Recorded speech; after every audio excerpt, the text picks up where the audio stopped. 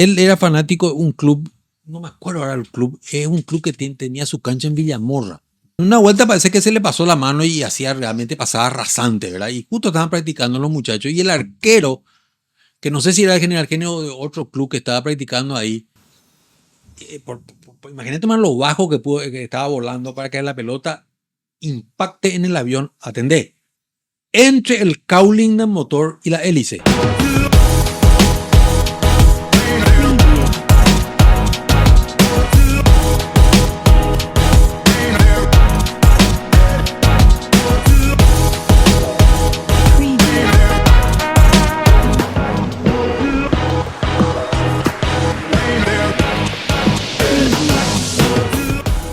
Hola, profe Tony.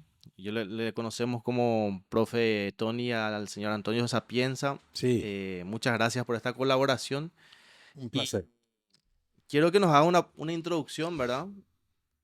Hacia tu persona para que la gente que no es del país, que no es local, te pueda conocer y sepa toda esta trayectoria y conocimiento aeronáutico que hay detrás de vos, ¿verdad? Claro. Bueno, yo soy un docente jubilado, me jubilé justamente el año de la pandemia del 2020, después de enseñar 20 años, 40 años en el CCPA, acá en el Centro Cultural Paraguayo Americano, y la cuestión de aeronáutica fue siempre un hobby, no un modus vivendi, digamos, sino que un hobby, que empezó con el tema de armar maquetas, cuando yo tenía más o menos la edad de tu hija. Mi mamá me regaló la primera maqueta para armar. Y de hecho, yo desde muy criatura me llevaban al aeropuerto. Antes, pues en los años 60 no existían los shoppings y eso. Entonces el paseo obligatorio era el centro, el puerto o el aeropuerto, ¿verdad? Entonces me llevaban mucho al aeropuerto los fines de semana y yo veía los aviones y eso me motivó un poco. Entonces mis padres me llevaban al aeropuerto los fines de semana. Famoso que los domingos nos íbamos a misa de 9 a, ¿cómo se llama? A la catedral. Después nos íbamos al Capri en calle Palma a comer un sándwichito o tomar un café. Y después a veces nos íbamos al aeropuerto, ¿verdad? Entonces eso me motivó y reforzó mi motivación por la aviación, el hecho de empezar a armar maquetas, ¿verdad? ¿Las maquetas de qué material eran en Plástico. plástico? Hasta ahora es todo un mercado, ¿verdad? Sí, sí. Eh, ¿Y se hacían acá en Paraguay no, o no. Eran maquetas que se importaban, ¿verdad? se Hasta importaban? ahora no tenemos ningún fabricante de maquetas en Paraguay. O sea, artesanalmente sí existen, que hay gente que hace de madera o de isopor y compañía, ¿verdad? Pero así, digamos, de plástico, ¿verdad? O de resina, como hay en el mercado internacional, no, ¿Y te acuerdas ¿verdad? cuál fue tu primera maqueta, Sí, profe? un Hawker Hunter, un caza Ah, inglés sí, subsónico, y hasta me acuerdo de la marca de la maqueta, es Airfix, que existe hasta ahora. mira vos. ¿Verdad? Esa fue mi primera maqueta, ¿verdad? Y después en su siguiente, como mamá vio que yo me quedé muy entusiasmado con eso y armé enseguida, obviamente. Entonces el famoso que Navidad y Año Nuevo, o el Día del Niño, era maqueta, era mi Maqueta regalo. aeronáutica. Y mucho tiempo, ¿verdad? Yo inclusive hasta hace 5 años todavía armaba maquetas, pero fui dejando atrás ese hobby por el tema de escribir, ¿verdad? Entonces empezó el hobby con maquetas. Después empecé a leer sobre los aviones que armaba. Después un día, ya siendo adolescente, dije, pero ¿por qué no armo eh, las maquetas, pero con los colores de Paraguay? O sea, ya sea Fuerza Aérea o el LAB o algo por el estilo. Entonces empecé a investigar y a leer los pocos libros que había al respecto y empecé a armar como la insignia de la Fuerza Aérea es igual a la francesa. Entonces usaba las calcomanías francesas para los aviones de la Fuerza Aérea, ¿verdad? Y los títulos línea aéreas paraguayos, y eso hacía con letra Z, que son esas letras transferibles, que había que poner Sí. una a una en la maqueta, que era un trabajo la gran 7, ¿verdad? Pero eh, daba buen resultado, ¿verdad? Después empezaron a salir las primeras calcomanías paraguayas, ¿verdad? Acá en el ámbito latinoamericano, ¿verdad? De los T6, de los de Tucano o Chavante, ¿verdad? Para el mercado latinoamericano, ¿verdad? Porque hay gente que arma exclusivamente el tema latinoamericano, ¿verdad? Entonces arma Claro. maquetas de países, Paraguay, Uruguay, Brasil, Argentina. Entonces necesitan las calcomanías para eso. Y por lo general, viste que las maquetas, uno compra, te viene el manual de instrucciones Exacto. y te viene una pequeña historia de la Sí, maqueta que estás armando. del avión y el plano para armar y después una vez que terminas para pintar. ¿verdad? Para pintar y viene un juego de calcomanías. ¿Y lo primero que vos leías, que empezaste a leer sobre historia aeronáutica, eran de esas maquetas o tenías otra No, fuente? en realidad que paralelamente bueno, papá y mamá compraban muchos libros, nosotros leímos, acordate que en mi época había un solo canal y nos transmitía todo el día, entonces no había mucho entretenimiento en televisión, digamos, entonces Claro. yo pasaba mucho leyendo cosas y a mí me impactó mucho en el año 72, tenía 12 años, papá me empezó a comprar unos fascículos coleccionables que venía, que él compraba un revistero cada semana, que es Así fue la Segunda Guerra Mundial. Así se llamaba La la enciclopedia, era una enciclopedia. enciclopedia que salía por fascículo, una enciclopedia originalmente italiana, pero que se publicó también en México en español, ¿verdad? Y sobre todo la Segunda Guerra Mundial. Y a mí eso me fascinó, ¿verdad? Y ahí empecé a aprender sobre los diferentes tipos de aviones que usaban las fuerzas aliadas y las fuerzas del eje, ¿verdad? Y eso más motivó, ¿verdad? Entonces empecé a leer mucho de historia general y de historia aeronáutica, ¿verdad? Y tal es así que más o menos cuando estaba allá por los 25 años, decidí empezar a escribir. En esa época todavía vivían muchos excombatientes de la aviación en de la guerra del Chaco. Ah, Entonces mira. yo empecé a contactar con ellos y a entrevistarlos. ¿Y cómo fue para que vos puedas llegar a ellos, puedas Mira, contactar? eh, un colega mío, que es profesor del cultural, le conocía a uno que había sido en su juventud profesor de acá, Ah, que mira. fue piloto en la guerra del Chaco. Se llamaba Abdón Álvarez Albert, era capitán de reserva. Me entrevisté primero con él y él me contactó con otros camaradas, ¿verdad? Y así le conocí al coronel Pasmor, que era jefe de mantenimiento de la aviación, que tenía un archivo impresionante, ¿verdad? Y a otros oficiales, Pérez Veneri, ¿cómo se llama? Rufinelli, Martino, una serie le fui entrevistando y a la par iba reproduciendo las fotos de sus archivos, juntando material primero. Ellos tenían fotos de... Claro, ellos tenían fotos de la época de la guerra y después fui a la fototeca del Ministerio de Defensa y me dejaron reproducir las fotos, que tiene centenares de fotos de la aviación, fundamentalmente de la guerra del Chaco. Y entonces empecé a juntar material durante casi 10 años. Y a mediados de los años 90 fue que publicó mi primer libro, ¿verdad? Que justamente fue sobre el tema de la guerra del Chaco, en realidad enfocado a los tipos de aeronaves que se usaban en la guerra del Chaco, tanto paraguaya como boliviana. Yo tenía un contacto en Bolivia que nos proveyó de toda la información y las fotos, ¿verdad? Entonces, con un colega americano especializado en aviación latinoamericana, publicamos en 1996, o sea, en mi caso era mi primer libro, en el caso del colega americano ya era como su 10º libro, ¿verdad? En 1996 entonces salió tu primer Mi libro primer libro, y trataba sobre los aviones de la guerra del los Chaco. aviones de la guerra del Chaco. Y dentro de ese libro, ¿tenés alguna anécdota que haya sido así llamativa, que te haya llamado la atención? Sí, resulta ser que yo tuve una amistad de más de 20 años con el coronel Pasmor. Él en la guerra era suboficial, pero con rango de teniente segundo en comisión. Antes no había pues subteniente, era teniente segundo, el primer rango oficial, de oficial. Él era suboficial, como era de la parte de mantenimiento, era suboficial, pero en la guerra le dieron el rango de teniente segundo. Y durante 20 años escuché tantas historias de él, ¿verdad? Y una de las que me llamó la atención, a manera de anécdota, es las temperaturas en el Chaco pues, son extremas, Sí, ¿verdad? Entonces, cuando hace calor, puede llegar a 45 grados en la sombra. Cuando hace frío, puede llegar a 10 grados bajo cero de madrugada, ¿verdad? claro, y dependiendo de la época también. Dependiendo de la época, ¿verdad?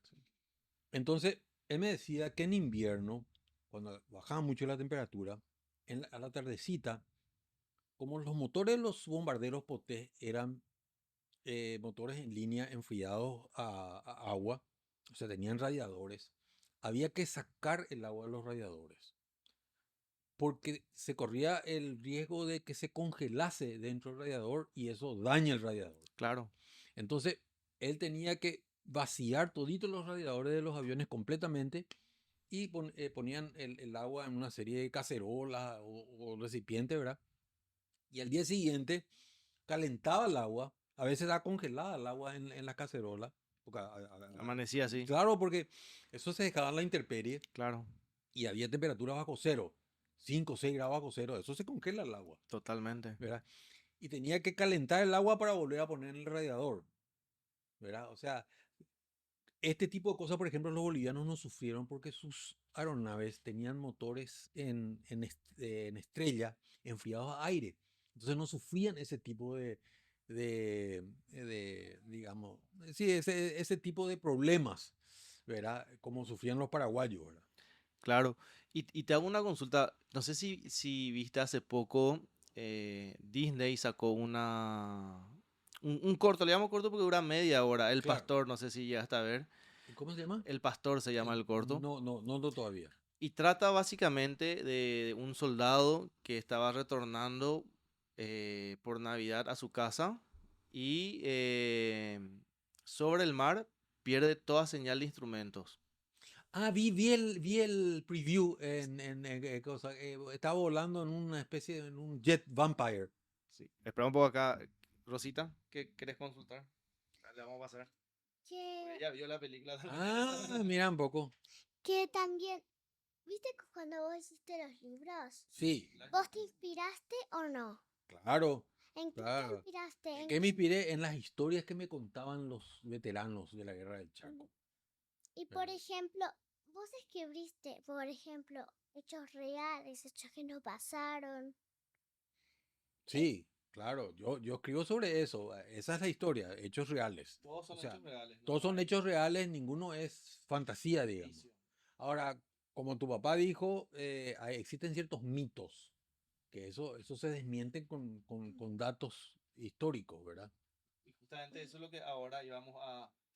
Le quería consultar, porque la historia del pastor, cuando él pierde sus instrumentos, ¿verdad? Sí, Aparece como un piloto guía, que en realidad ese piloto guía era tipo como un fantasma, que en su momento él guió a varios pilotos a su aeropuerto destino. sí, el piloto fantasma estaba volando un Hawker Hurricane de la Segunda Guerra Mundial. Exactamente. Y dentro de lo que es la historia del Chaco, sí o sí ha de haber alguna de esas historias o algún piloto que se haya perdido o algo que le haya pasado. Bueno, mira, la navegación en el Chaco era bastante dificultosa. En ese entonces el Chaco era puro monte, o sea, era muy difícil orientarse, ¿verdad? Entonces se volaba visual, obviamente. El vuelo por instrumento recién empieza en Paraguay en los años 50, 60, ¿verdad? Antes todos los pilotos volaban visual y con buen tiempo. O Claro, sea, si de repente un día amanecía nublado con techo bajo, no se volaba. De hecho, Pamón me contaba que a veces el propio Estigarribia llamaba y le llamaba a él por radio y él y preguntaba a ver primero, qué disponibilidad de aeronaves había y segundo, si las condiciones meteorológicas daban para hacer un vuelo de reconocimiento. Y él era sincero, él le decía, no, mi teniente coronel, era entonces, ojo, no, mi coronel, hoy no se puede porque el techo es bajo, son 300 pies y es imposible hacer un vuelo de reconocimiento, ¿verdad? O si, por ejemplo, no había disponibilidad de aeronaves, decía, no, no tenemos aeronaves disponibles en este momento, ¿verdad? claro. O sea, y cuando se volaba, o se volaban con buen tiempo. De hecho, hay no sé si decía anécdota, pero un dato. Cuando se planificó el famoso bombardeo aéreo a Vallivian, que fue el 8 de julio de 1934, se planificó que la misión salga a las 7 de la mañana, no de Isla Poí, sino de un aeródromo más cerca de Vallivian que se llamaba Cabezón.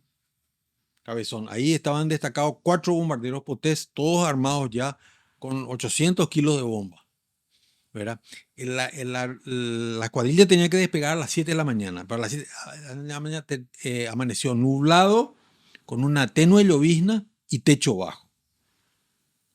Entonces la misión se tuvo que posponer hasta alrededor de las 11 de la mañana que dejó de lloviznar y clareó, digamos. Claro, Recién ahí se pudo llevar a cabo la misión que fue exitosa, entre paréntesis, ¿verdad? Porque lanzaron 800 kilos de bomba al enclave boliviano más poderoso dentro del Chaco, que era Vallivian, y destruyeron varias aeronaves en tierra, destruyeron la pista de aterrizaje, y, hicieron saltar por el aire el depósito de combustible, destruyeron camiones, hubo muchas bajas, hubo un combate aéreo posterior en donde un avión boliviano fue derribado, cosa que niegan los bolivianos, pero hay muchos testigos de que sí, y los cuatro potés con varios de los artilleros heridos y los cuatro potés llenos de perforaciones de bala retornaron a su base sin problema, ¿verdad?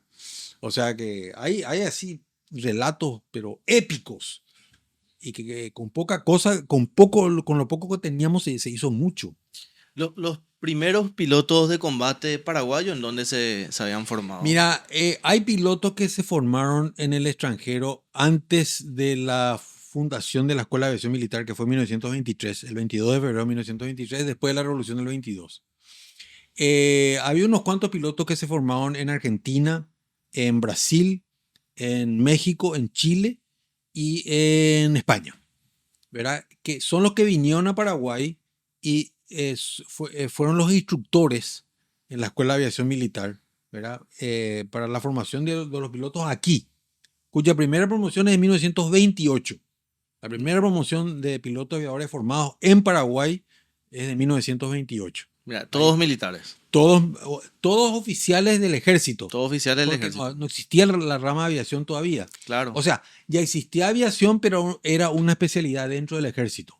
Pero todo, por ejemplo, Migone era, ¿cómo se llama? Infantería.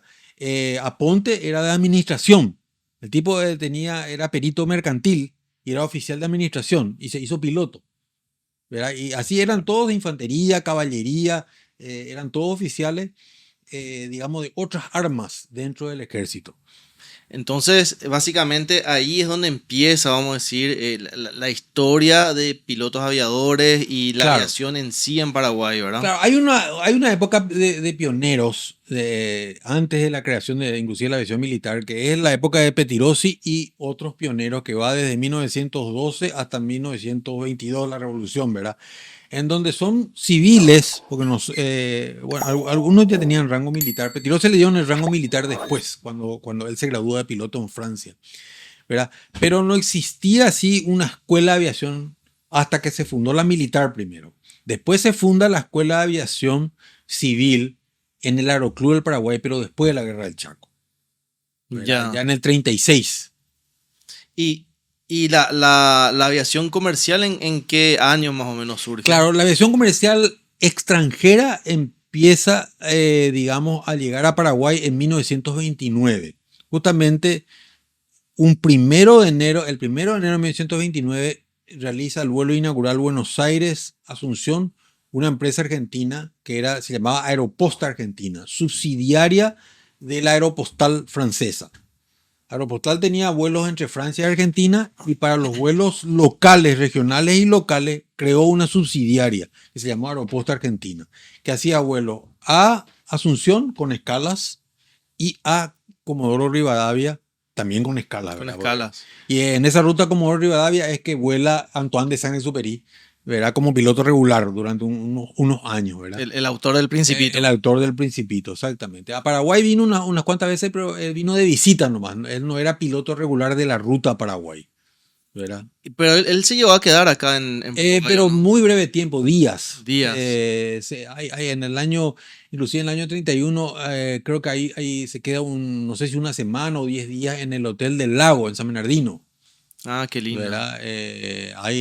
Parece que hay una de las suites del Hotel del Lago que se llama Antoine de Saint-Exupéry, porque él estuvo ahí. En honor a eso. En honor a él, ¿verdad?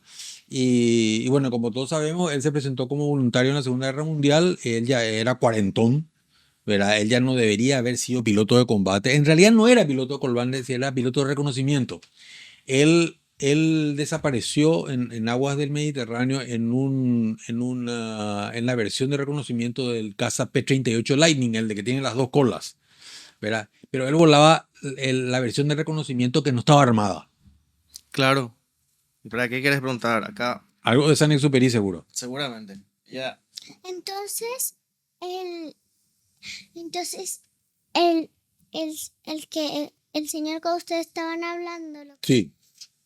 él no debería ser piloto de combate. No, no por su edad. Él ya tenía 40 y pico de años y todos los pilotos de combate tenían 20, 22, 25, a lo sumo 30. Pero 40 ya era una persona Ujú.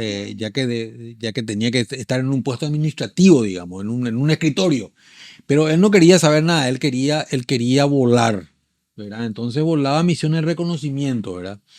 Y él fue derribado por un piloto alemán, pero nunca se supo esto hasta los años 90. Esa es otra anécdota interesante. Entonces, entonces, Sí, él desapareció, no volvió a su base y le dieron por muerto, ¿verdad? Obviamente, no, nunca más. El que escribió El Principito y otro en el mar. Cayó en el mar y nunca más se supo de él y pasaron 50 años. es como el pastor era que él se encontró con un señor que estaba en el lugar donde estaba abandonado, donde antes todos volaban aviones por ahí, que ese lugar fue derrumbado por una guerra así. Ya, claro, claro, Bueno, exactamente. entonces el señor le dijo, él, él fue el que le salvó, pero en realidad le dijo que el señor que le salvó cayó en el mar. Ujú, El que tomó la foto dijo que cayó en la mitad del mar, claro. por ahí en el norte y eso. Ya, y no, así ocurrió con San Exupéry, ¿verdad? La gente presumió de que él se estrelló en el mar por alguna falla técnica. Hasta que unos pescadores en los años 90, estirando las redes, por lo visto se cayó en aguas no muy profundas, estirando las redes, sacaron restos de una aeronave y ellos comunicaron a las autoridades y extrajeron todos los restos de la aeronave e identificaron al avión como era el de San Exupéry. Y se publicó eso en la prensa, yo me acuerdo haber leído. Y el piloto alemán que lo derribó vivía todavía. Y él, ¿cómo se llama? A la prensa le dijo de que él no sabía que era Saint-Exupéry, el piloto de ese avión, porque él, viste que los pilotos llevan, vos sabés mejor que yo que usted sos piloto, llevan una especie de libro de horas, Una bitácora. una bitácora, Sí. ¿verdad? Entonces él, en el día que desapareció Saint-Exupéry, él voló en esa zona. Y él se acuerda haber derribado un avión de reconocimiento francés. Ah, entonces ahí Entonces, relacionó. exacto, pero él dijo que él no sabía que era Saint-Exupéry, ¿verdad? Porque él ya era famoso. Claro, Antes de la guerra, él ya era un escritor famoso, ¿verdad? así Entonces, mismo. él no sabía y que se sentía muy apesadumbrado de haber sido él el que le mató a Saint-Exupéry, ¿verdad? O sea, es que hay esas historias que suceden en combate, en la guerra, son tan emotivas, ¿verdad? Sí. Yo había escuchado una de, no sé si ya está a escuchar, de que era también un avión, si no me equivoco, francés, que ya había pasado en un combate y el avión estaba perforado por todos lados. Americano, un bombardero americano B-17. Sí, Sí, sí, leí inclusive el libro yo, el libro que escribió sobre ese suceso. El piloto alemán tuvo misericordia y no lo derribó. así Al mismo. contrario, lo escoltó hasta la costa del continente y luego él volvió a su base y él llegó hasta su base en Inglaterra, ¿verdad? Sí, Así sí, sí, mismo. sí, sí. Y Hay un libro que he escrito al respecto. inclusive después que haya terminado la guerra, ellos se volvieron a encontrar. Sí, Se volvieron a exacto. encontrar y qué impresionante eso que dentro de una guerra, ¿verdad? Igual dentro de lo que es la aviación haya esa camaradería, Claro, haya ese entendimiento, porque la aviación yo creo que tiene esas cosas, claro. tiene esas cosas que... En la Segunda Guerra Mundial ya era, digamos, más raro esto. En la Primera Guerra Mundial fue más común la caballerosidad. Tal es así que, viste, cuando le derriban al barón Manfred von Richthofen, él cae dentro de las líneas aliadas y su cuerpo es rescatado y se le da un funeral de honor a él en Inglaterra, ¿verdad? Y recién después en los años, creo que 30, digamos, sus restos fueron trasladados a Alemania, ¿verdad? O sea, existía esa caballerosidad entre Claro, aviadores. ese Y se respeto. ve algo de eso en la Guerra del Chaco, porque cuando Pavón, el haz de la aviación boliviana, le derriba a Trifón Benítez Vera y Ramón Ábalos Sánchez en diciembre del 32, la zona de Saavedra. Y el avión cae en una zona donde están las tropas bolivianas y ahí le hacen un funeral de honor y se presenta Pavón y hace un discurso elogiando a los aviadores paraguayos, ¿verdad? Y cuando el Pavón mismo es derribado por Carmelo Peralta y Rogelio Echeverri, obviamente ellos no saben que era Pavón al que le derribaron. Pero ellos, por ejemplo, después de que el avión se estrelló en el monte, ellos hacen un círculo y le saludan militarmente a los caídos. Ah, A los caídos. O sea, que existía todavía en la Guerra del Chaco esa caballerosidad entre aviadores. claro, ¿Verdad? Entre aviadores, ¿verdad? qué impresionante. Impresionante, sí. Y Realmente. cuando los pilotos paraguayos, vamos a decir, porque supongo que esta ruta aeropostal estaba hecha todo por pilotos extranjeros, ¿verdad? Sí, exacto. Esta Aeropuerto Argentina eran pilotos franceses y pilotos argentinos. ¿Verdad? Porque, digamos, como la compañía, como la sociedad argentina le pertenecía a la compañía francesa, entonces varios de sus pilotos cubrían la ruta, tanto al norte como al sur. Uno de los pilotos franceses que venía acá era apellido Bachet, y así como San-Exupéry se iba al sur. Pero habían otros. Después habían argentinos como Selvetti, por ejemplo, que hacía la ruta a Paraguay. De hecho, Selvetti se casó con una paraguaya. Ah, mira, ¿y se llegó a quedar en Paraguay o? Creo que él falleció aquí luego. Ah, falleció. Porque después él fue mucho tiempo, después de haber sido piloto de aeropuertos, muchas décadas, él pasó a ser funcionario administrativo de Aerolíneas Argentinas, Ah, ok. ¿verdad? Y murió aquí. O sea, se casó con una señora de apellido Cuevas, ¿verdad? Pero creo que su hijo nació en Argentina, ¿verdad? ¿Y esos eran, con qué avión me habías dicho que hacían esa ruta? Inicialmente esa ruta hacían con un avión francés que se llamaba la T-25, que era un avión con fuselaje metálico, ¿verdad? Con ala parasol, así como un Cessna. Sí. El ala estaba encima del Arriba. fuselaje y tenía una cabina para 4 pasajeros, una cabina cerrada con ventanilla, y el piloto iba en una cabina abierta arriba, Ya. ¿verdad? Y el vuelo se hacía en 6 horas, porque hacía como 3 escalas, desde Buenos Aires hasta Asunción. Y esa misma ruta se llevó a hacer con los Catalina, ¿verdad? No, Buenos Aires, Asunción. en realidad los Catalinas eran nuestros anfibios, ¿verdad? En el año 41 una empresa argentina que se llamaba Corporación Sudamericana de Transportes Aéreos utilizaba unos hidroaviones italianos, unos Maki, que hacía la ruta entre el puerto de Buenos Aires y el puerto de Asunción.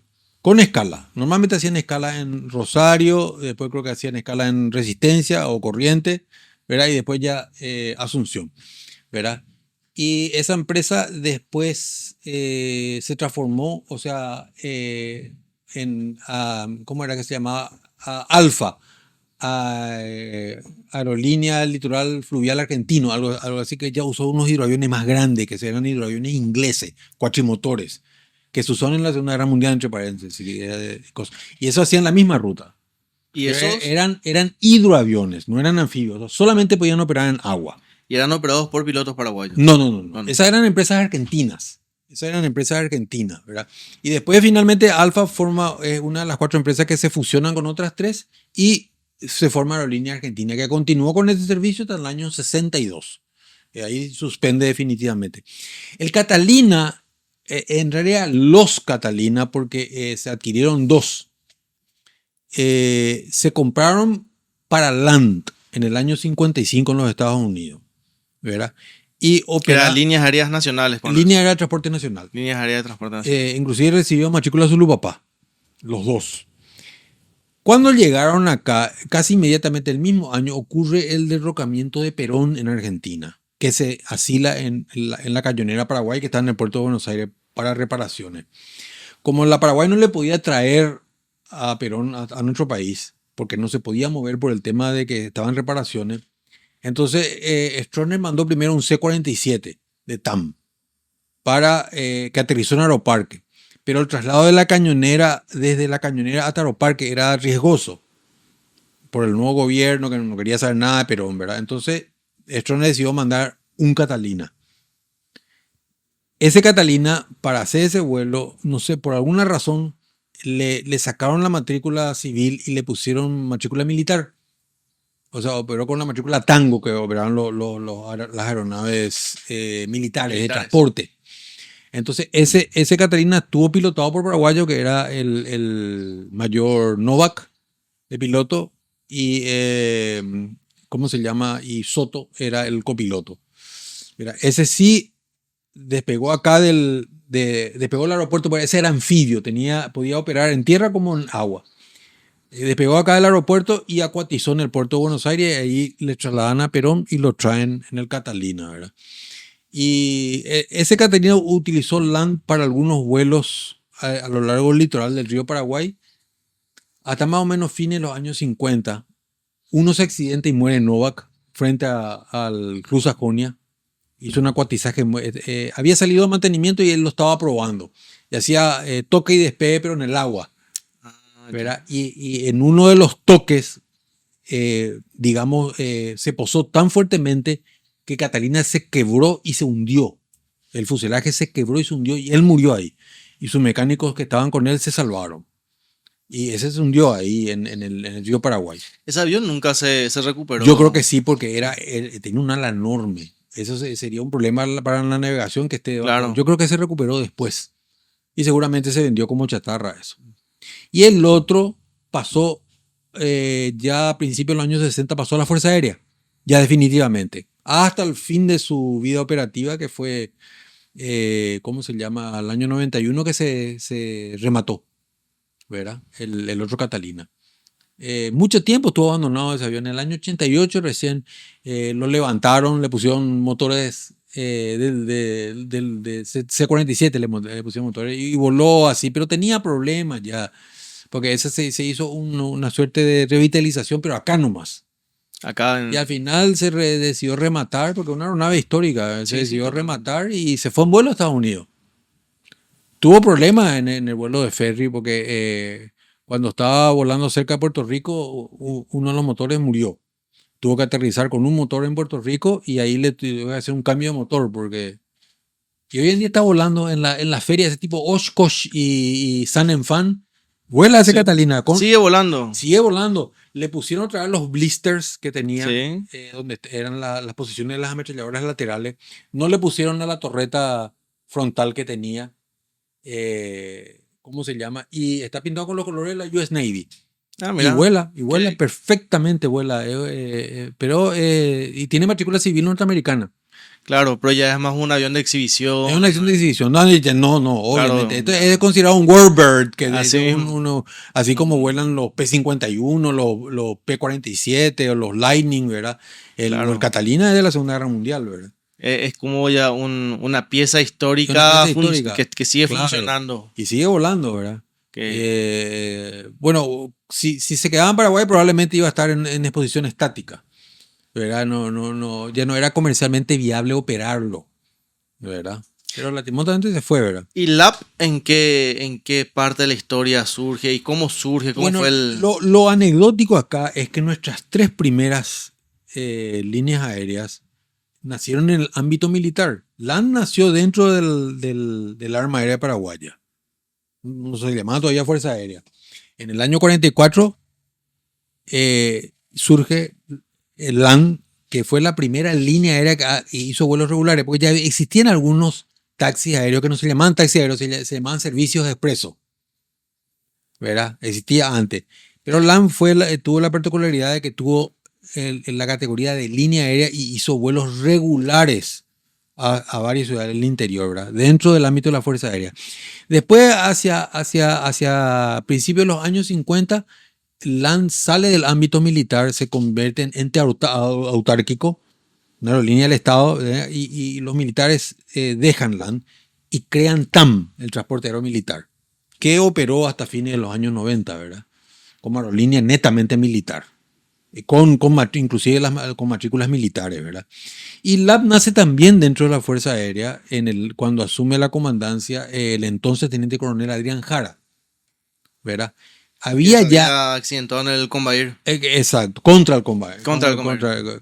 Entonces, nace como propuesta de una línea aérea nacional porque existía una línea aérea internacional de Paraguay, pero era privada, cuyo capital era más brasileño que paraguayo, ¿verdad? Y que hacía vuelos regionales, con el cual tuvo que competir LAP, ¿verdad? Y entonces Adrián Jara le convenció a Stroessner para crear una línea aérea completamente nacional y así surge el LAP dentro del ámbito militar, ¿verdad? Que como todos sabemos duró hasta 1994 y se privatizó, voló un tiempo más con el nombre de LAPSA y después al adquirir el grupo TAM le cambió el nombre, ¿verdad? Y hoy en Claro. día es la TAM Paraguay, La TAM Paraguay, sí. que no tiene ya nada de la LAP original, ¿verdad? Absolutamente, solamente las tripulaciones paraguayas. Pero, ¿querías preguntar algo, Rosita? Sí, te iba a pasar el micrófono. ¿Qué viste el avión que se... Viste que cuando estábamos hablando del avión que se hundió, ¿verdad? Ujú. ¿Cómo fue que recogieron los restos? Sí, ¿Sabes lo que es un guinche? sí, es un, por ejemplo, un cosito, es como igual de las máquinas donde dibujaban las cosas. Exacto. Es una estructura metálica que tiene un cable de acero y tiene un motor muy potente. Y eso, por ejemplo, con la ayuda de buzos de la Armada, ¿verdad? Engancharon a los restos del avión que estaba en el fondo del río Paraguay y levantaron y sacaron, porque eso iba a ser un impedimento para la navegación. Así rescatan no solamente aeronaves, sino barcos o cualquier auto o algo que caiga dentro del río, ¿verdad? Se saca con ese tipo de guinche. Entonces cuando viste que estaba muy hondo, pero pregunta, ¿encontraron los restos? Sí. No, pero también, Encontraron los restos no solamente del avión, sino del piloto que murió ahí. Sí. Eso se sacó relativamente enseguida, ¿verdad? fue, ¿entendés? Así fue, todo Hicieron rápido, el- o tuvieron que en el mismo día que se cayó hicieron eso, o en qué año hicieron No, eso, bueno, la en el año rescatación. 57 fue el accidente y yo creo que el cuerpo del piloto se rescató primero, los buzos. Hay una particularidad que vos creo que no sabés, que las aguas del río Paraguay son oscurísimas.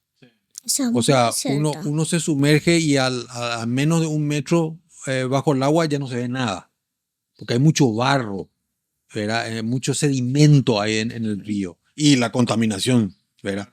Entonces, los buzos de la Armada, aunque usen luces, no ven prácticamente nada. O sea, se bucea a ciegas, tocando, con el tacto, ¿verdad? Y así, no sé si en horas o en días, encontraron los restos de la aeronave y lo primero que rescataron fueron el cuerpo del piloto. Y después marcaron con una boya el lugar y vino, la Armada tiene hasta hoy en día una especie de, no sé si es, no quiero decirle draga, pero es una embarcación especial que tiene un guinche muy potente y con ese guinche sacaron los restos del avión. Que por supuesto, el Catalina, Sí. que sacaron por partes, ¿verdad? Porque creo que Sacaron- el fuselaje se rompió sac- y la ala también. Y sacaron por una, pero a las ciegas, no, por ejemplo, imagínate, algunos también podrían morir en el río. No, claro, es muy riesgoso eso, muy riesgoso y por eso se tardó muchísimo en sacar, pero dentro de ese año se sacó todo. Y es muy, muy peligroso porque en el río Paraguayo hay un montón de peces Claro. Entonces- y piraña también. y pirañas. Eso es lo peor. Claro, piraña. Pero hay por época, no es que siempre hay pirañas. Hay Hay- ciertas épocas que aparecen las pirañas y que vienen del norte, vienen de la zona de Brasil. Y si vos te caes es peor, porque si te caes de la lancha, Claro, peor. Eso fue frente a Sajonia. frente a Sajonia. Entre la aviación naval y el Club Sajonia, que cayó el... ¿Y ellos dónde solían aterrizar? ¿En esa zona? No, ahí estaban haciendo pruebas. En realidad los Catalinas estaban en el aeropuerto. En el aeropuerto. Sí, no, tenían como eran anfibios, Claro. entonces tenían su base en el aeropuerto, ¿verdad? Pero cuando hacían los vuelos, los Catalinas estaban destinados a los vuelos entre Asunción y los diferentes puertos del río Paraguay, hasta Villa Negra al norte y hasta Pilar en el sur.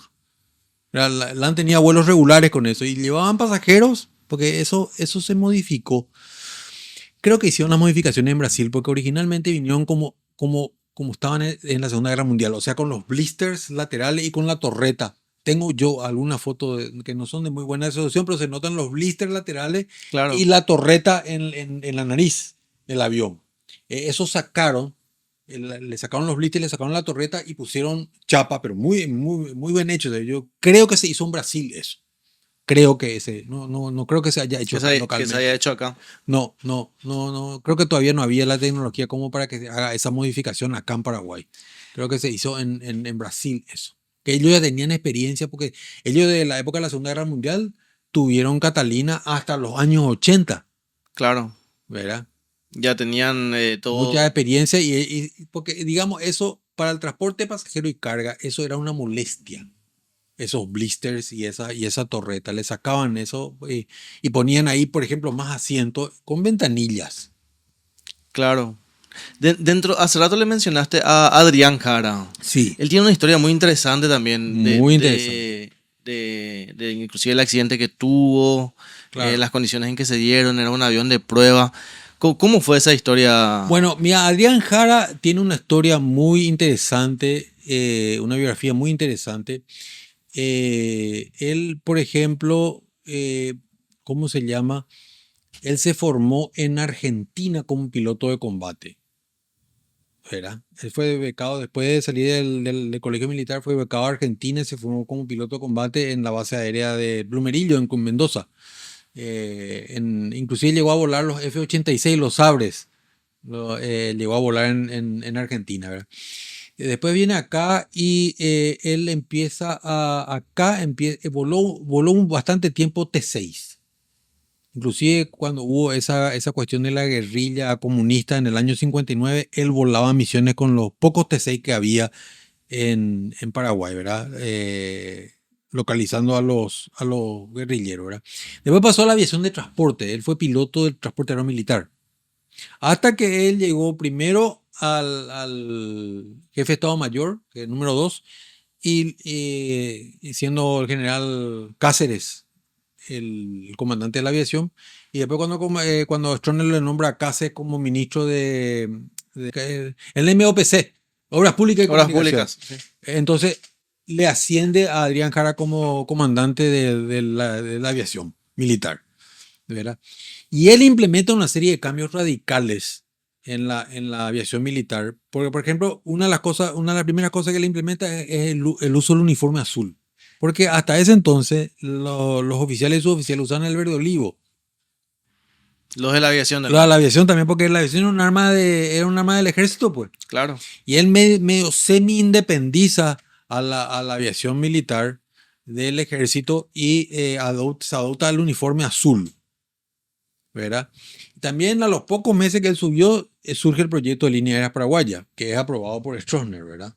Entonces se compran las 3 primeras aeronaves, que son los Convair, uno de ellos este que se está preservado, ¿verdad? Y se empiezan a entrenar pilotos del transporte aéreo militar, se entrenan en el Convair para empezar los vuelos en el año 63 con LAP, ¿verdad? Y él también dentro del ámbito de la aviación militar, ¿cómo se llama? Reorganizó completamente todo, creó una serie de escuelas de perfeccionamiento de oficiales y suboficiales, el uniforme que ya te dije, azul, se crea el primer grupo aéreo, que se llama Grupo Aéreo de Entrenamiento y Transporte, el GAET, ¿verdad?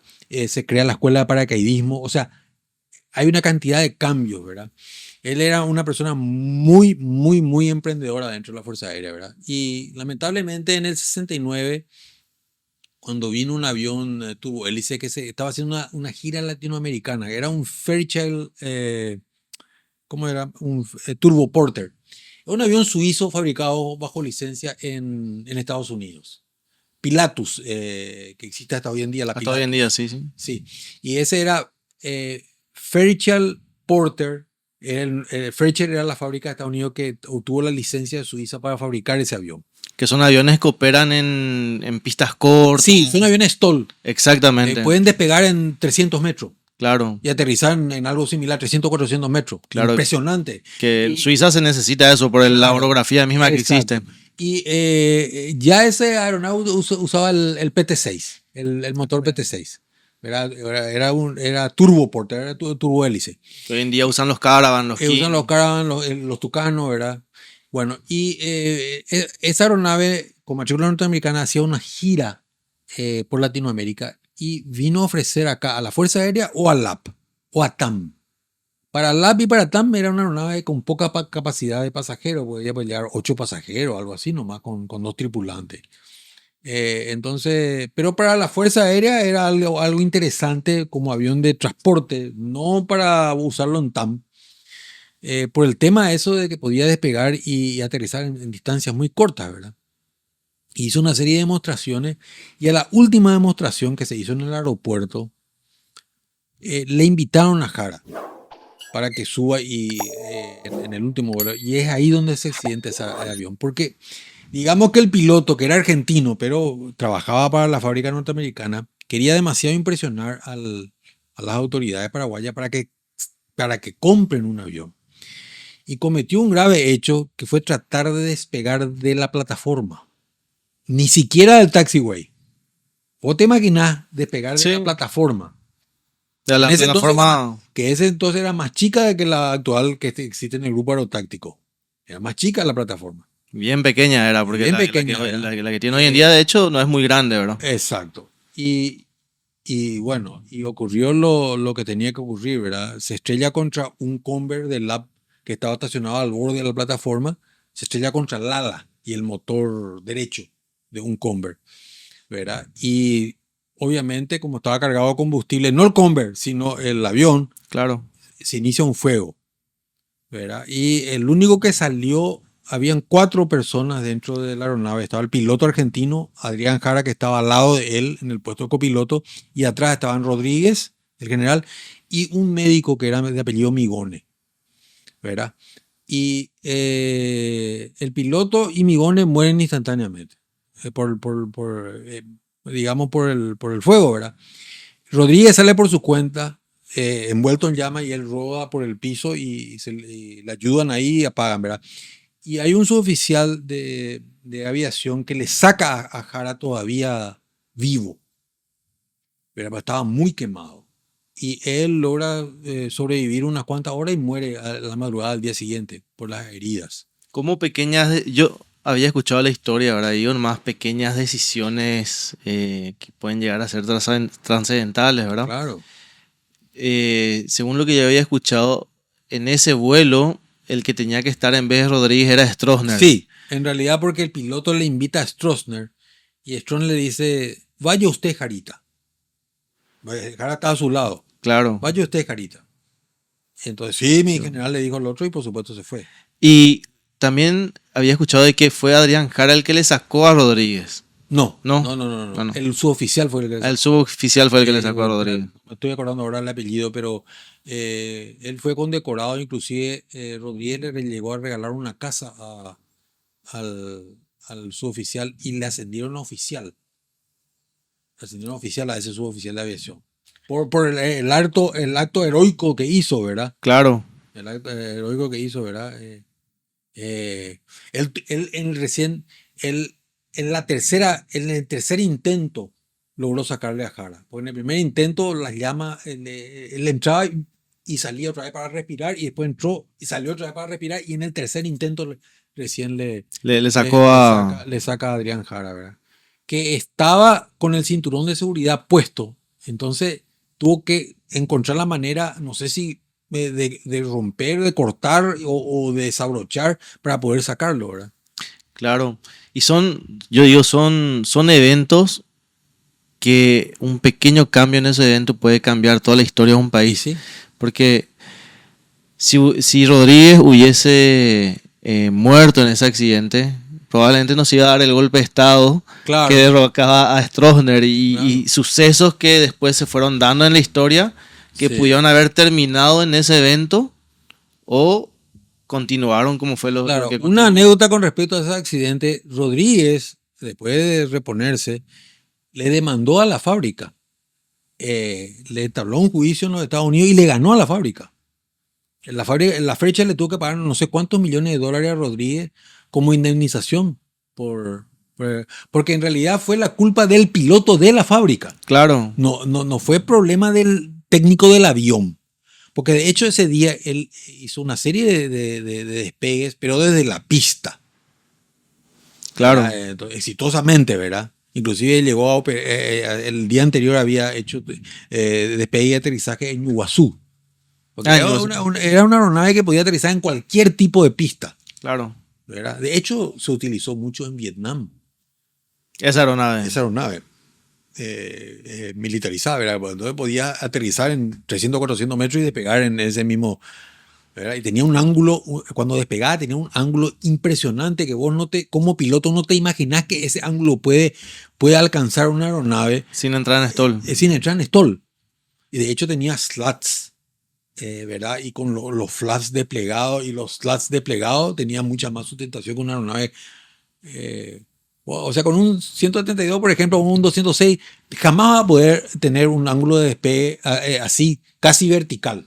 Claro. Como tenía este. De hecho, los aviones de Pilatus tienen esa característica y se usan mucho para lo que son los vuelos en Papúa Nueva Guinea y demás, donde van y llevan provisiones y demás a Claro, otros claro que lugares. sí. ¿Te querés preguntar algo?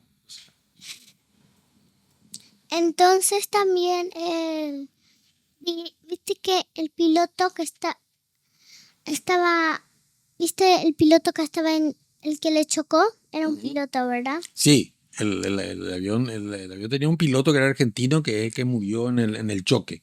En realidad no murió por el choque, sino murió quemado. Ah. Y también la mayoría de los aviones que fueron en Argentina, porque están hablando mucho que en Argentina esto pasó. No, esto pasó acá en Paraguay. El piloto nomás era argentino, el avión era norteamericano. Y también hace mucho tiempo estaban hablando de varios aviones de ciudades y eso. De Argentina, sí, claro, porque el primer vuelo comercial pues fue desde Argentina, desde Buenos Aires. De hecho, hay un dato interesante en la aviación. 10 años antes de ese vuelo que yo mencioné de 1929, se da la primera conexión aérea entre Buenos Aires y Asunción con un hidroavión de la misión militar italiana en Argentina. Era un hidroavión Maki. En 1919 se da el primer vuelo con escala, por cierto, no era vuelo directo, ¿verdad? Por la autonomía de las aeronaves no era mucha, ¿verdad? Un hidroavión de la misión militar italiana en Argentina, un hidroavión Maki, con el piloto y el mecánico italianos. Dentro del hidroavión hace la primera conexión aérea entre Buenos Aires y Asunción. Era un hidroavión que despegó del puerto de Buenos Aires y en realidad despegó hay una zona cerca donde estaba, no era exactamente el puerto de Buenos Aires, San Fernando. San Fernando, sí. San Fernando. Hasta Despegó, en el Delta. Despegó ahí del Delta y acuatizó acá en el río Paraguay y entró con el motor al ralentí, ¿verdad? Entró a la bahía. Exactamente el 15 de agosto de 1919 entró al puerto. Y se estacionó frente al puerto 10 años antes de ese primer vuelo comercial.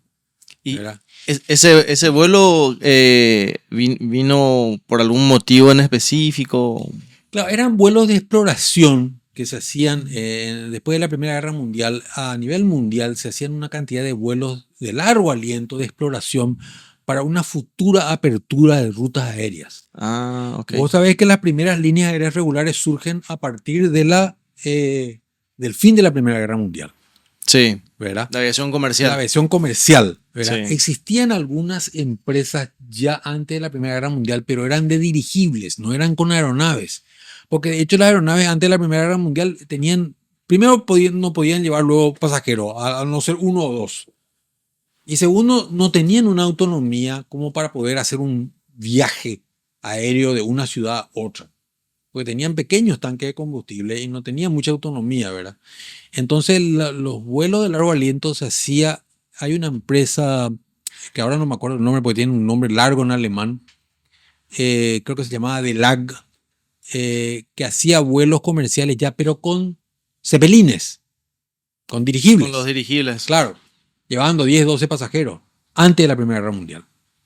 Pero eran así, corto alcance. Claro, eran distancias cortas, ¿verdad? Cosa que ellos sí tenían más autonomía, ¿verdad? Porque tenían varios motores, ¿verdad? Se canceló por Pero un accidente eso, ¿no? sí, eso después del accidente del Hindenburg Sí, en Estados Unidos ya se se dejó canceló, usar. ¿verdad? Porque usaban, lo que pasa es que los dirigibles, los zeppelines alemanes usaban hidrógeno, que es altamente inflamable. Altamente inflamable. A diferencia del helio, que no es inflamable. Claro. Pero el helio era caro y Alemania no tenía forma de conseguir.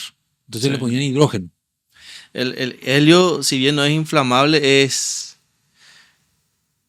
peligroso para el ser humano. Sí, claro. Porque el helio consume, tengo entendido, las moléculas de oxígeno, entonces te deja sin oxígeno. Claro, pero supuestamente, pues los dirigibles tenían donde estaba el helio, tenían tanques herméticos, Claro, ¿verdad? que evitaban Entonces, fuga. y la cabina de pasajeros estaba colgada debajo del Zeppelin, ¿verdad? Claro. Entonces no había contacto. No había contacto. Lo mismo con el caso del hidrógeno, ¿verdad?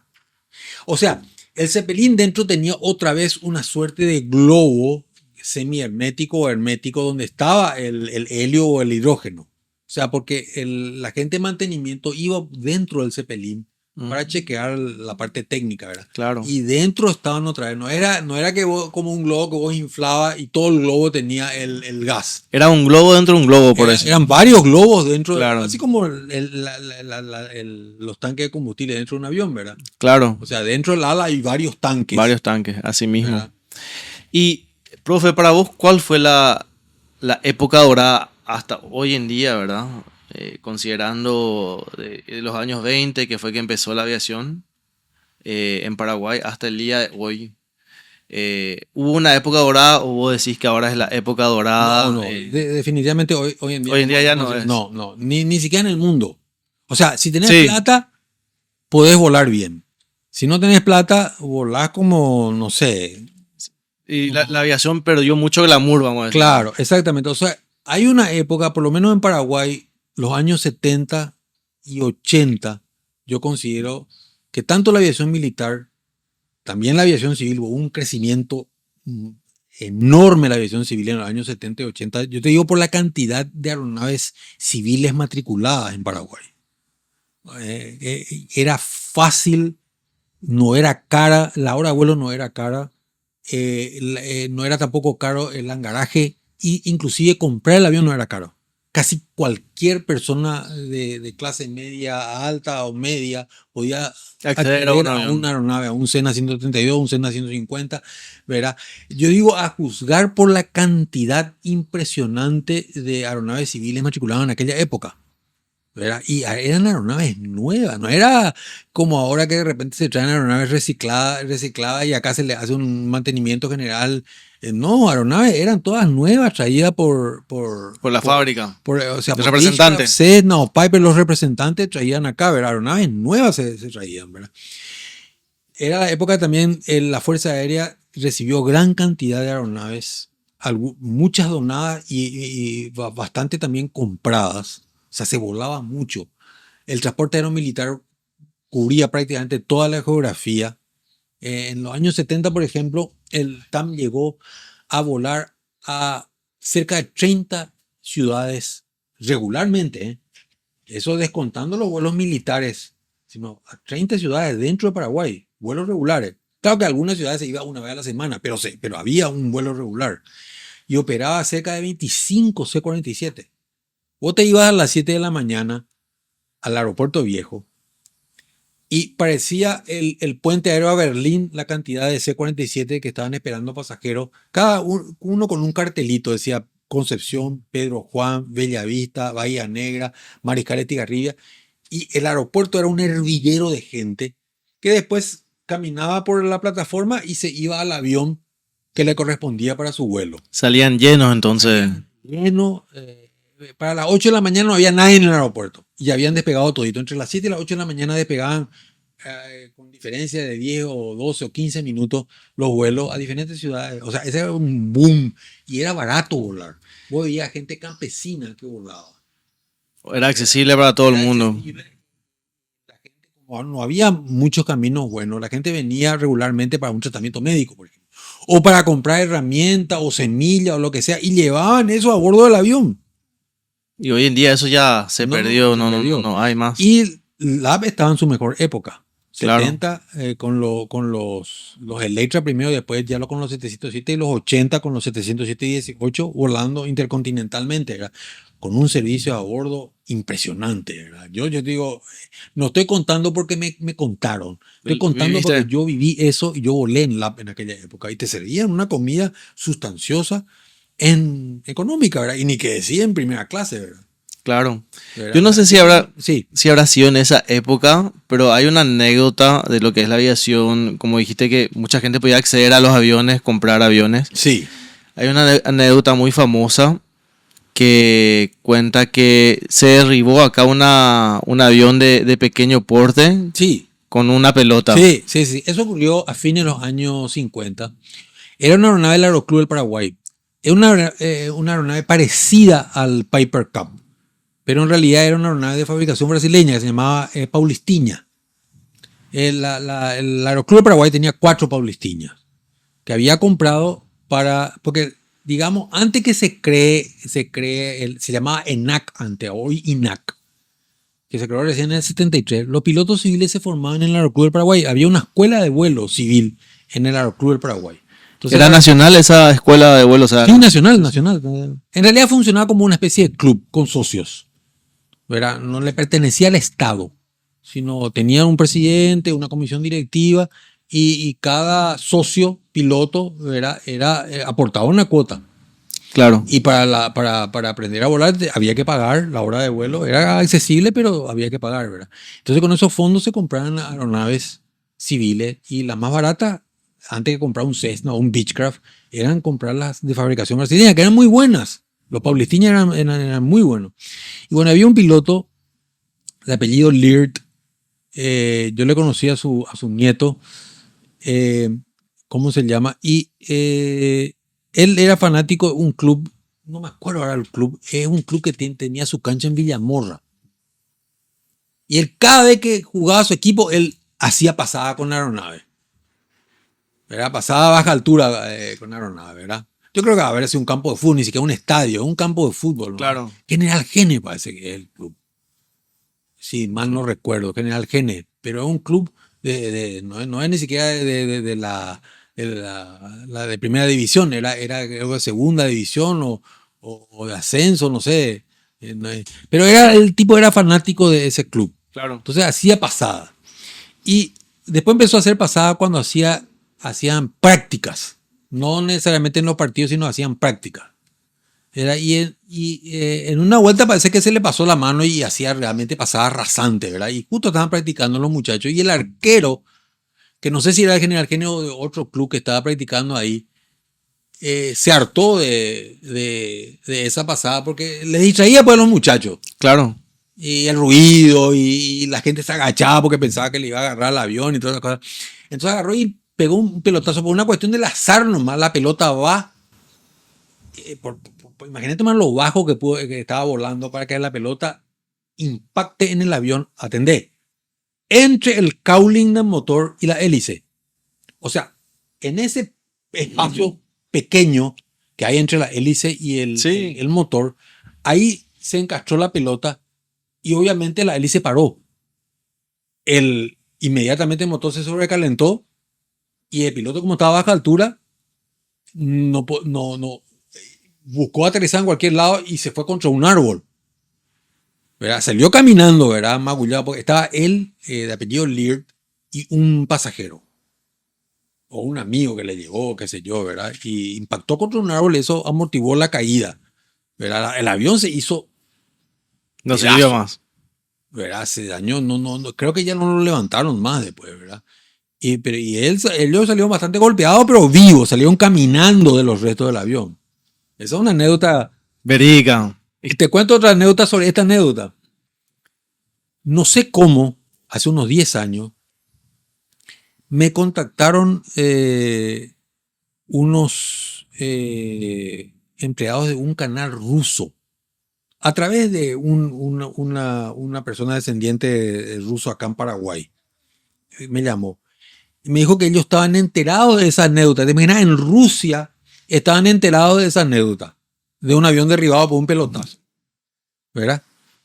Y era un programa dentro de un canal ruso, de Moscú, ¿verdad? Que de alguna manera los que dirigían este programa se enteraron de esa anécdota que ocurrió en los años 50 en Paraguay y vinieron a Paraguay para filmar algo sobre, para que yo les cuente, porque esa persona descendiente de ruso me conocía a mí y me dijo, Sapienza te va a contar los detalles porque él sabe, ¿verdad? Y vinieron acá y me entrevistaron en inglés, ¿verdad?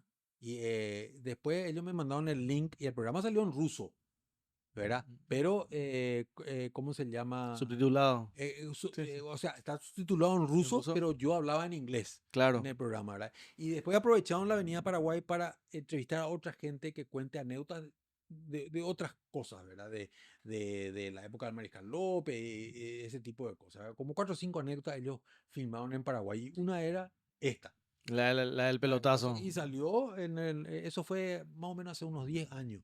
Salió, se emitió ese programa porque ellos me enviaron el link y yo vi, el programa se emitió en la televisión rusa.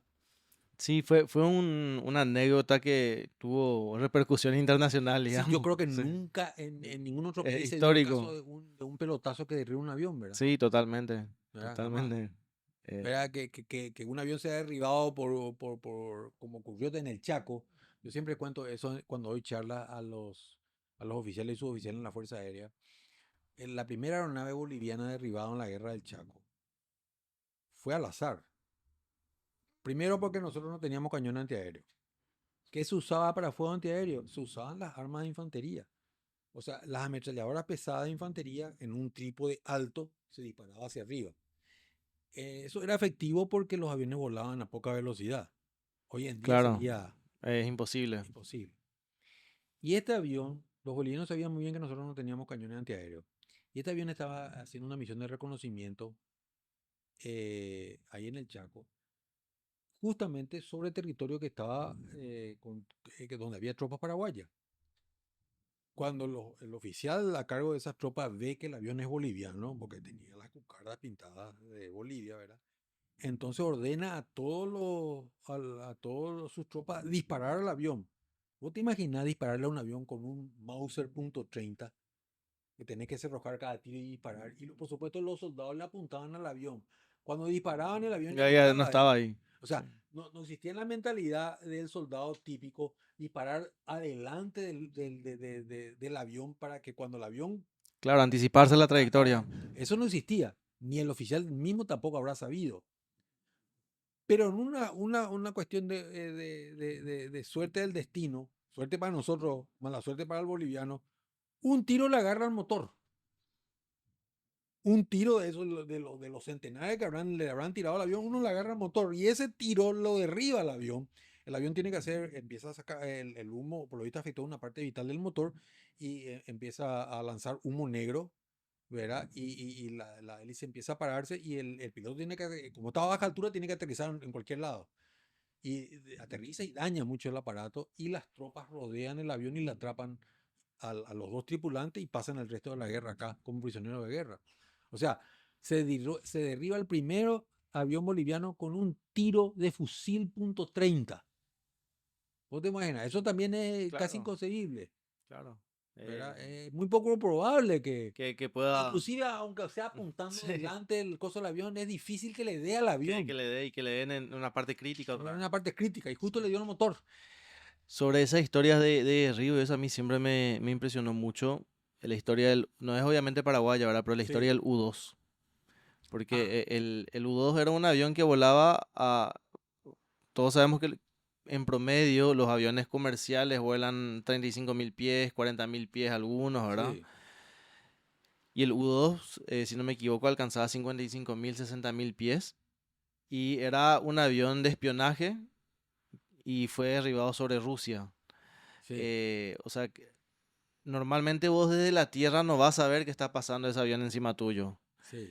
Y acertarle a algo que no ves, Bueno, por radar. con el con radar, el radar pero y fue derribado con misiles. fue Decí derribado. que Gary Powers, que fue el piloto, logró eyectarse y le atraparon y estuvo preso. Sí, Y después le le liberaron, intercambiaron. intercambiaron por un espía. Sí. Pero el que no tuvo la misma suerte fue el piloto, que ahora no me acuerdo el apellido, también volando un U-2 cuando ocurrió la crisis de los misiles en Cuba, que empezaron a sacar fotografías del montaje de los misiles intercontinentales en Cuba.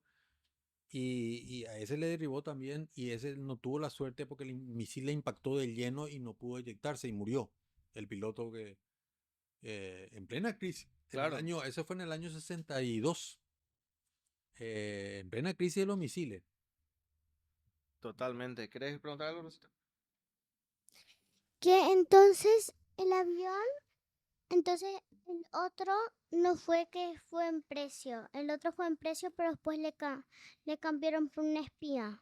Así mismo, sí. Los dos eran El espías. piloto, los dos eran espías. Uno era americano y el otro era, creo que, no sé si era alemán oriental o ruso. No recuerdo con No quién era que le recuerdo. cambiaron. Pero claro, entonces le liberaron al americano y los americanos le liberaron al espía ruso.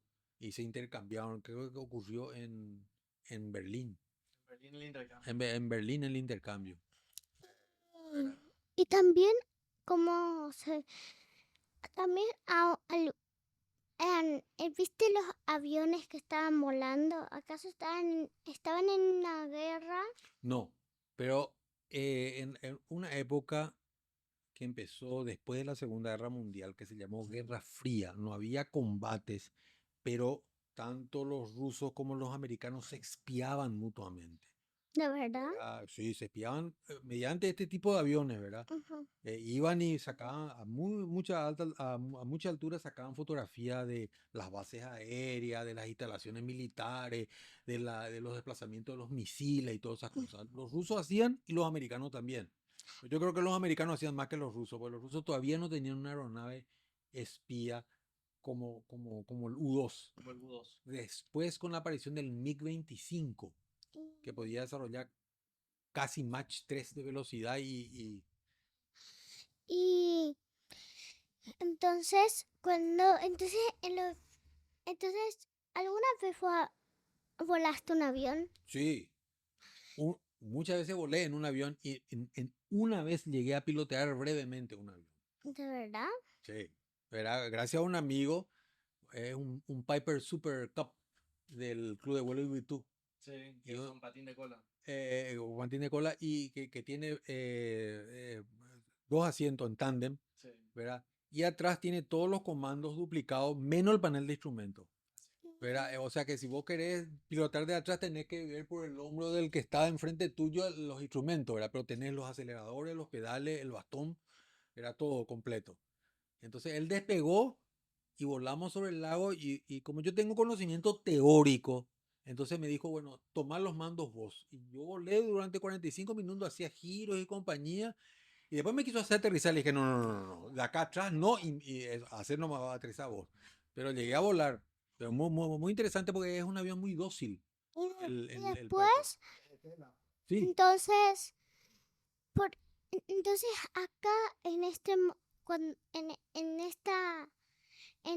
2024 siguen pasando hechos.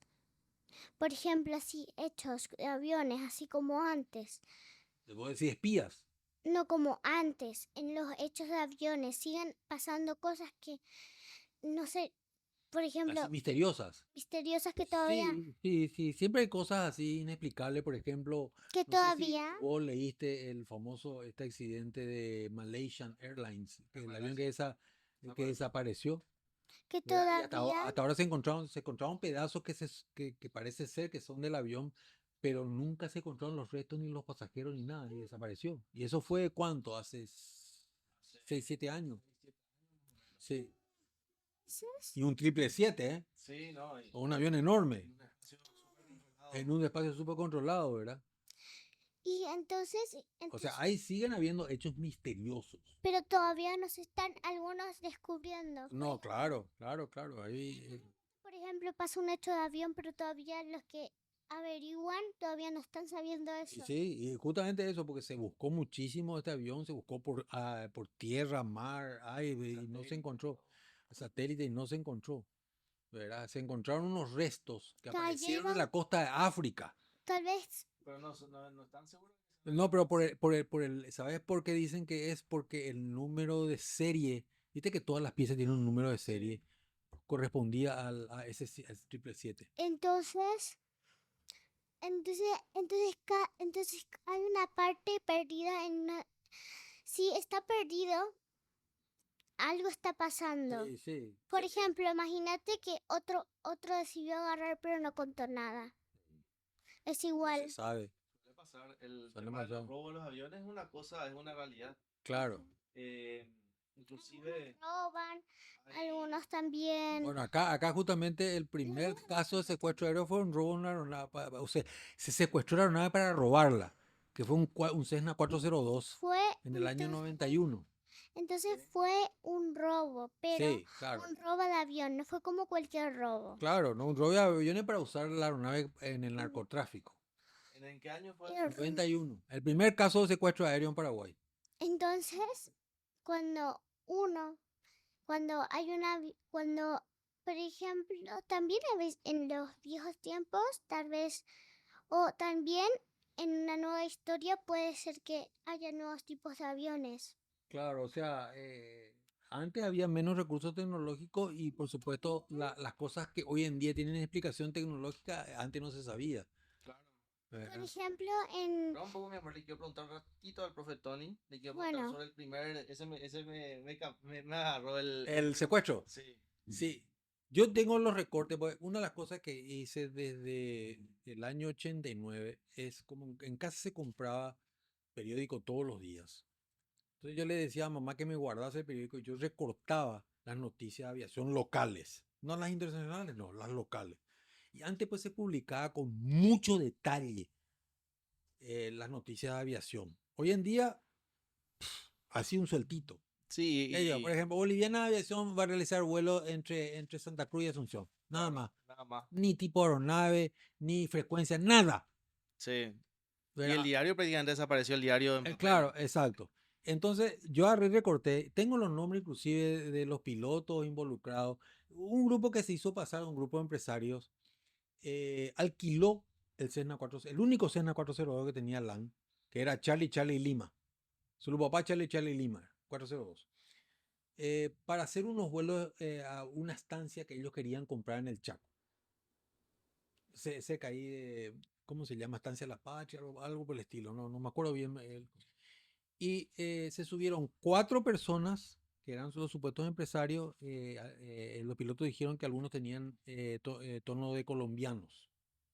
Ya los Ya. colombianos, los sospechosos. Y que empezaron a volar hacia la zona y repostaron en Mariscal. ¿Verdad? Cargaron combustible en Mariscal y después despegaron, creo que no es hacia Estancia de la Patria, es hacia el norte, más hacia el oeste. Y después, cuando estaban llegando al lugar donde la supuesta estancia estaba en venta, le hacen aterrizar ya amenazados con armas. ¿Verdad? Entonces que aterricen, ¿verdad? Y aterrizaron, le bajaron a los 2 pilotos, le dijeron que se vayan ahí a un bosque cercano, que no le iban a hacer nada. Y evidentemente uno de ellos era piloto de 402 y despegaron y nunca más se supo la aeronave. Nunca más se encontró. Nunca más se supo la aeronave. Que ¿Verdad? hay muchos. Yo había leído en selecciones, no sé si llegaste a ver ese artículo, Los Piratas del Aire, Puede ser. que trataba de los. Cuando cayó la Unión Soviética, hubieron una cantidad de pilotos altamente calificados que quedaron obviamente sin trabajo y empezaron a ser mercenarios. Y estos pilotos trabajaban para las compañías de seguro que rescataban los barcos de los piratas somalíes. Ah, Entonces, antes eran los somalíes, ahora son los yemenitas, los hutíes. sí, ¿Y qué hacían ellos? Ellos tenían obviamente aviones de la Unión Soviética en, vamos a decir, fuera de línea, que ellos agarraban, volaban, compraban con precios bajísimos Sí. y se iban y pagaban los rescates a los piratas somalíes. Y un día un periodista decide acompañarle en su travesía y la misión era la siguiente. El ejército de los Estados Unidos había quedado varado en Afganistán y no tenían forma de salir y necesitaban provisiones y una cantidad de cosas, de repuestos para que ellos puedan mover su destacamento. Y le contactan a estos pilotos rusos que se dedicaban a hacer esto y le dice, no hay problema, podemos nosotros hacer esa misión, pero queremos $2 millones por adelantado, ese va a ser el costo. Mm. Y obviamente el ejército americano no tenía opción, o sea, era pagar eso o que Claro. vayan pasando los días hasta que encuentren ellos una solución y ya estaban cortos de tiempo. Y el periodista les acompaña a esta misión, dice que se encuentra con el piloto que el periodista relata de que se imaginaba que iba a ser un piloto militar como los que vos ves en Top Gun.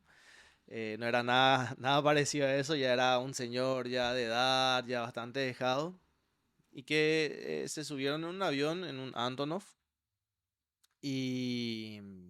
o no sé si era un Antonov o un avión ruso, ¿verdad? Que podía llevar una capacidad de carga Tanto no impresionante, probablemente, porque esos son los aviones de sí, carga más grandes. más grande, Entre paréntesis, están construidos en Ucrania. sí, Antonov era de ucraniano. ucraniano, y que también tenía bodegas ocultas Mm. que podían alzar muchísima mercadería. Y lo que sí que se van y llegan se arma una pista improvisada y llegan ellos al lugar, aterrizan, bajan todo, bajan vehículos, bajan provisiones, bajan una cantidad de cosas. Y lo último que baja es una combi con un afgano vaqueando el lugar. Y el piloto le dice al periodista, bueno, vamos, le dice. Y el periodista, y el avión no se queda acá, le dice. Me costó $500.000. Y había ¿O abandonaron el avión ahí? abandonado el avión en el desierto. Él ya había cobrado ya 2 2 millones. millones de dólares y Claro. 500.000 le costó el avión. Pregunta mientras yo busco acá.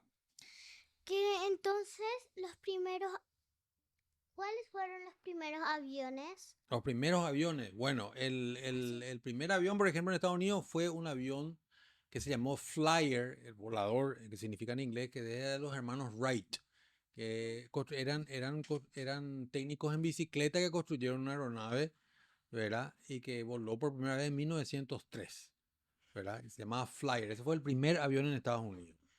Después en Europa, digamos que cada país fue teniendo sus propias aeronaves, ¿verdad? En Francia estaban los Blériot, los Duper-Duzan, ¿verdad? Que eran personas que construían los primeros aviones, ¿verdad? Que eran tipo Pandorga, más o menos, tipo barrilete, ¿verdad? Eran con motores que tenían 60 HP, 70, 80 lo sumo.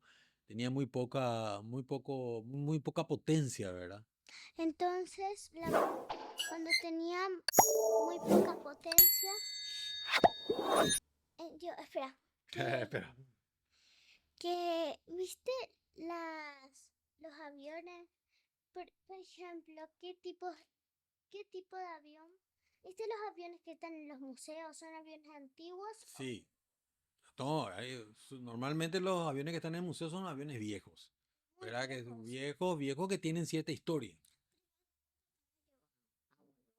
Sí, yo vi. Acá en la Fuerza Aérea hay una hilera de aviones que son para museos, realmente. Algunos que están volando que son para museos también. ¿Qué es la Fuerza Aérea? ¿Qué es la Fuerza Aérea? Y es la fuerza militar que se ocupa de defender a Paraguay en el aire, digamos, de enemigos externos e internos. Más internos hoy en día que externos, ¿verdad? Así mismo. ¿Y cuántos en y y algunos, viste los aviones? Se inspiraron viste los cohetes y ¿cómo se llama ese que tiene así dos cositas? Los aviones de combate. No, ahí tiene dos cosas. Viste, los cohetes se inspiraron en los aviones, pero vuelan más lejos. Claro, claro, los cohetes los cohetes, o sea, las naves espaciales van mucho más alto, Y ¿verdad? se, Van al espacio. y se inspiraron en los aviones, porque los aviones fueron los primeros. No necesariamente en los aviones, sino que es una rama diferente, ¿verdad? Pero se inspiraron porque, viste que los aviones vuelan. Claro, claro. Entonces Pero inspiraron. los cohetes pues tienen completamente otra ingeniería, ¿verdad? En vez, vuelan con una bombita, si lo entiendo así. Claro, no, vuelan con otro tipo de motor, Ujú. otro tipo de combustible, otro tipo de motor, es otra tecnología. Está emparentada con la aviación, pero hay muchas diferencias. Los dos son objetos que llegan lejos, pero... Exacto, De hecho, hay aviones que llevan los cohetes a veces. ¿Mm? también. Y... Llevan de un lugar para otro porque ujú. ellos se pueden ir sola a alguna. La tecnología de los cohetes es milenaria. Los chinos ya usaban cohetes Cohetes. hace miles de años, ¿verdad? Porque ellos fueron los que descubrieron la pólvora. Totalmente. Totalmente. Sí. Profe, y para dar un poco cierre a esto, sabemos que tenés muchos libros, hay mucha información que vos recopilaste. ¿Dónde uno puede acceder a todo eso? Bueno, mira, yo en los últimos años estoy trabajando para una editorial inglesa y sobre diversos temas, empezando con Paraguay y después con otros países como Argentina, Chile, Bolivia, Brasil. Ahora estoy con algo de Cuba. ¿Verdad? Esos libros de la editorial inglesa normalmente se encuentran en Amazon, en Internet, ¿verdad? En las librerías virtuales, ¿verdad? Entonces eso se puede adquirir fácilmente a través de Internet, ¿verdad? Y los libros locales, bueno, mi último libro local fue la historia por los 100 años de la aviación militar paraguaya que se publicó el año pasado, que publicó la Fuerza Aérea.